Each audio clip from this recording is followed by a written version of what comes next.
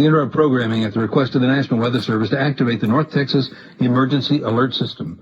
The National Weather Service has issued a tornado warning for eastern Wise County and northwestern Denton County until 5:30. A severe thunderstorm capable of producing a tornado is located near Paradise, or 9 miles southeast of Bridgeport, moving northeast at 40 miles per hour. This is a tornado warning for eastern Wise County and northwestern Denton County. Flying debris can be dangerous to those caught outside. Mobile homes can be damaged or destroyed. Damage to roofs, windows, and vehicles can also occur. This storm will be near Decatur by 5 p.m. Once again, a severe thunderstorm capable of producing a tornado is located near Paradise, or 9 miles southeast of Bridgeport, moving northeast at 40 miles per hour. Tornado warning in effect for eastern Wise County and northwestern Denton County until 5:30. All North Texas stations affected by this alert are requested to relay the preceding message.